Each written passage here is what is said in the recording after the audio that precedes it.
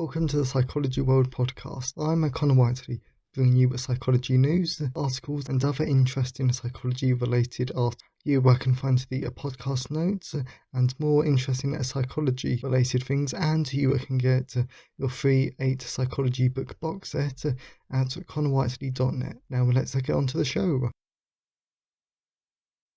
Hi everyone, and welcome to episode 114 of the Psychology World podcast with me, Con Whiteley, and today's episode is on Introduction to Personality Psychology. So this is an absolute brilliant episode which I'm so excited about. I really do love personality psychology, and I'm really glad that I finally get to share this great episode with you though, because you really will enjoy this. And I think personality psychology is probably one of the best areas of psychology. It's definitely up there in one of my favourites. So you've got that to look forward to in today's episode. And it is Friday the 1st of October 2021 as I record this. And I think it's actually really scary that we're in the last quarter of the year. So where has the 2021 gone? So we're moving on to Psychology News section. We're reading from the British Psychological Society Research Digest. So the first one is, liking outraged posts encourages people to express more outrage in the future. It can be hard to know what's going to go viral, or even what's going to get you just a few more likes. For many, however, expressing an outraged opinion on politics has been a good way of gathering interactions, even if it doesn't always have the intended effect. A new study looks more closely at how outrage spreads on social media. It finds that likes and shares garnered by outrage acts as a reward that teaches us to express more the same. And when you think about the most popular social media posts and everything like that, what does tend to get the most interest and everything is when someone says something outrageous, or when someone's really angry about something though, which is actually one of the main reasons why I don't look at my main feed. And I also just stick to the author groups that I'm a part of, when I use Facebook. And then even on Twitter, I only actually look through my list. But the list of people that I actually want to see stuff from though, simply because the main feed is always full of outraged posts from my Facebook friends, and they always tend really popular. And even in the author groups I'm a part of, the ones that are quite outraged always get more likes. And I really do understand this point about teaches us, because it does teach us to not post positive stuff, but post negative stuff and outrage stuff, because that gives us more likes, and then that makes us feel good, which is actually really it's just a massive shame, because I'm going to talk about this more in the personal update. But my placement started this week, and for that I sort of had to read a literature review on social media, and there's actually a lot of research that goes into this topic about the pros and cons. So the second one is, blind and sighted people understand colour similarly. Colour is generally thought of as something experienced only by those with sight. It's often assumed that those who are born blind can learn facts about colour. That a banana is a yellow, for example, won't have the same complex understanding of a colour that sighted people have. But new research shows that this is not the case. Instead, the researchers find that blind people have a rich understanding of the colour developed through language alone, which I think is such an interesting point. Also, though, the picture that they actually use as a part of this article is actually really nice. And there are actually two reasons that I really like this. So one is always really important to take what we believe as common sense and actually test it, because of course the common sense idea was that people with blind, they're not going to be able to understand complex things about colour, because they're blind, of course they can't see colour. So that I really like, but it's always challenging what we know, so we're learning more. And then the other one is, this is why language is so powerful, because just how we're talking about language and the way how we talk about it, the way how it makes us feel and everything, that can all be used to build up a complex picture of what colour is there. Because even when we joke it's like you're feeling blue, but you're red with anger and everything. Whenever we say something as simple as that, we are still teaching someone about language. And then the last one is, there's surprisingly little evidence behind common beliefs about the best way for migrants to adapt. The world is full of migrants.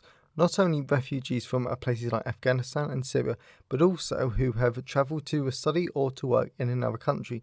In fact, 281 million people live outside their country of birth or citizenship. They face all kinds of challenges, and adapting well to life in a new culture is a critical one.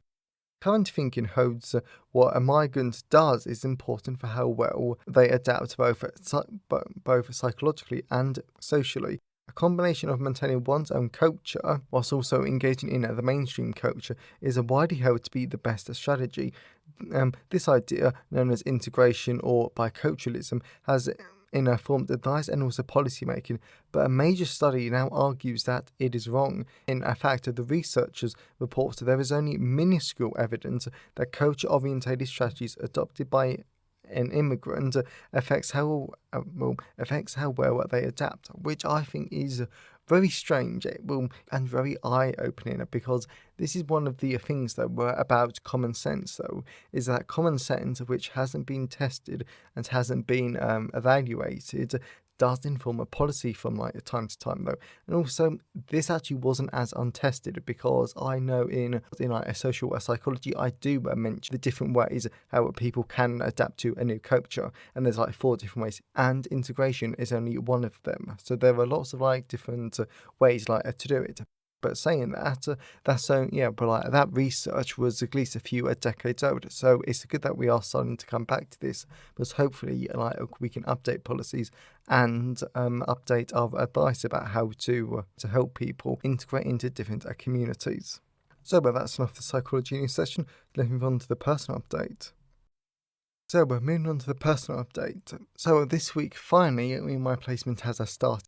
And it's actually going to be quite interesting because we've had meetings and different bits and pieces, but it turns out that my placement will be split into 2 bits. So I'm not going to explain the second bit first of all, because this will make this a personal update quite long. But the first bit is that I'm going to be working on a literature review that the last placement student did, and it's on mental health apps, which I think is actually quite interesting, and I might try and take that, well, of course, depending on how I feel about it, after I do the literature review, I might try and take that knowledge and try and do something for you guys, because mental health apps and do they actually work is a very contemporary issue, and there's a research saying that these apps are becoming really popular, which actually makes sense, because there are tons of different benefits though, because of people who feel stigmatized and don't feel like they can actually go and seek professional help for their mental health conditions,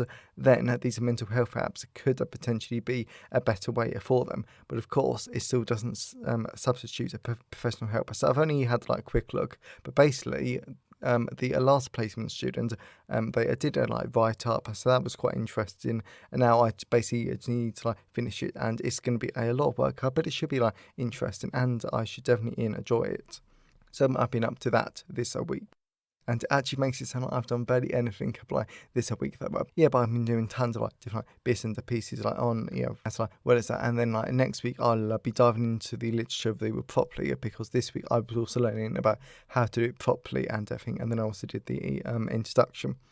And as always, thank you for your comments as always. So this week I want to say a massive thank you for Jonah Perry for commenting on could teletherapy be the future of psychotherapy post, which was an article from March 2020, I think. And as she said, thank you for sharing that. So you're really welcome. And it's been so long since I did that post. I still really like it, because I think teletherapy really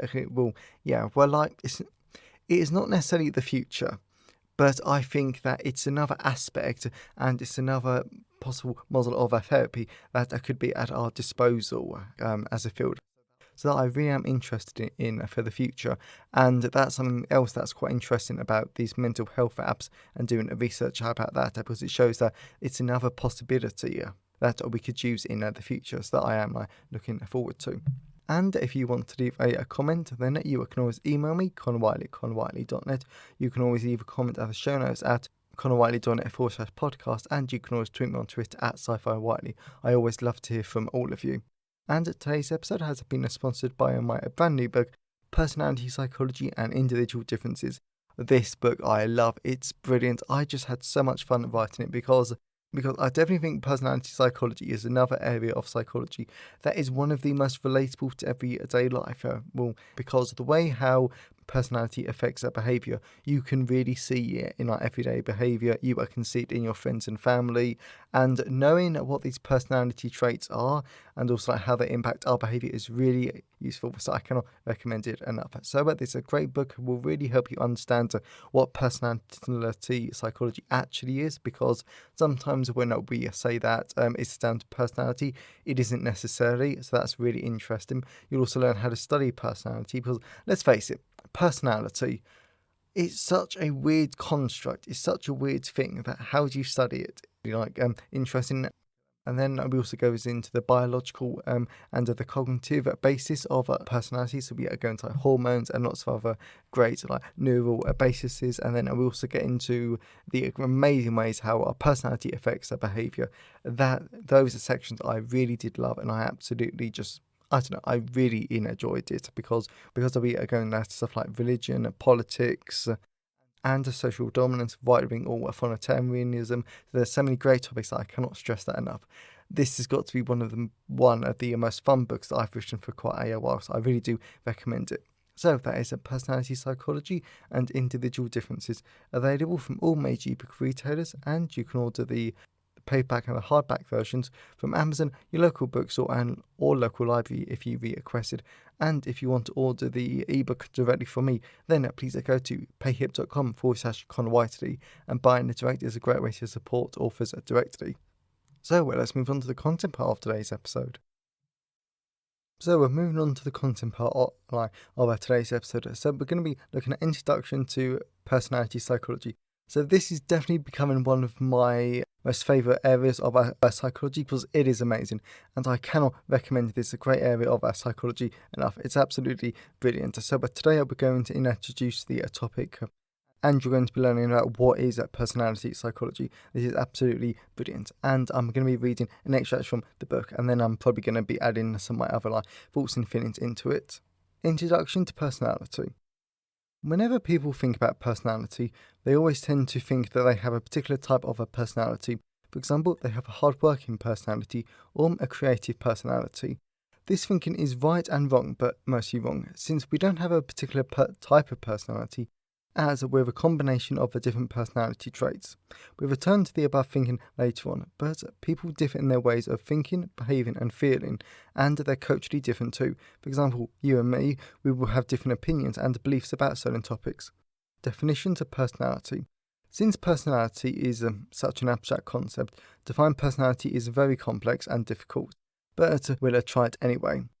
One rather contemporary definition is from Asher, 2013, page 27, who defined personality as the following, open quote, a set of personality traits and mechanisms within the individual that refers to differences among individuals in a typical tendency to behave, think or feel in some conceptually related way across a variety of relevant situations and across some fairly long periods of time, close quote. I rather like, because it explains personality in an easy to understand way, and it refers to personality as the individual differences. In turn, this makes personality a lot easier to understand. Although, a definition of what personality is only meaningful to the extent that it gives us directly or indirectly a comparison with other people, since this is what modern personality researcher looks at. How does person A's and person B's personalities cause them to be so different? And this in itself can make personality rather difficult to study and define, because the psychological features that differentiate people from one another aren't always visible when you look at them. However, people do have a predisposition to show their behaviours, thoughts and feelings, and all of these refer to different aspects of a person. You could regard these different aspects as personality traits.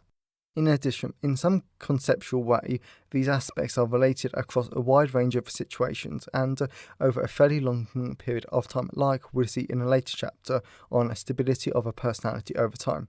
Nonetheless, all of this talk of aspects, individual differences and definitions does raise a lot of questions. For example, what are the major personality factors? What's the role of individual factors in a personality? What are the real-world consequences of these differences?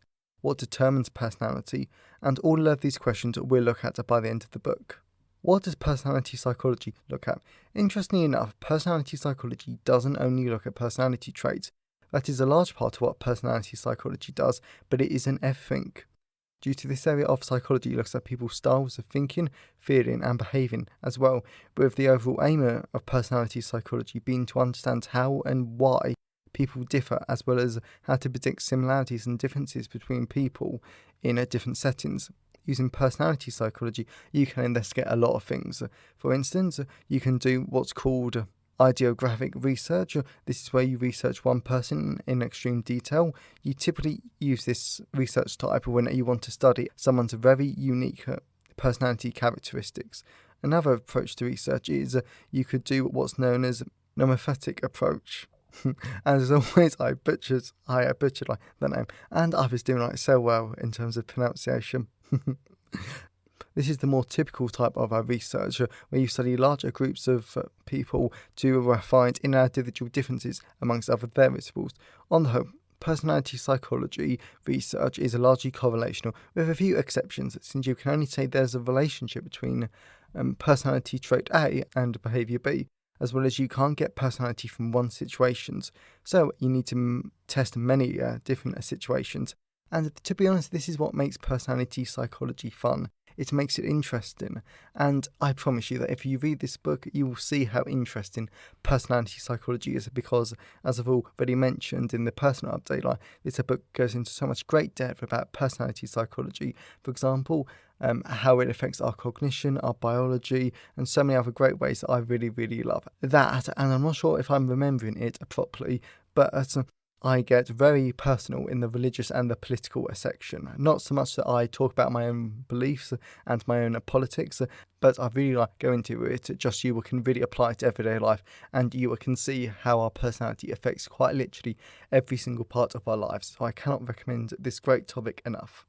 And if you know someone who would find today's episode useful, then please share it with them. I'm always really grateful when you wonderful people help spread the words about the podcast. And please check out Personality Psychology and Individual Differences, available in all of the usual places. So have a great day, everyone, and I'll see you next time. Thanks for listening today. I hope you enjoyed it.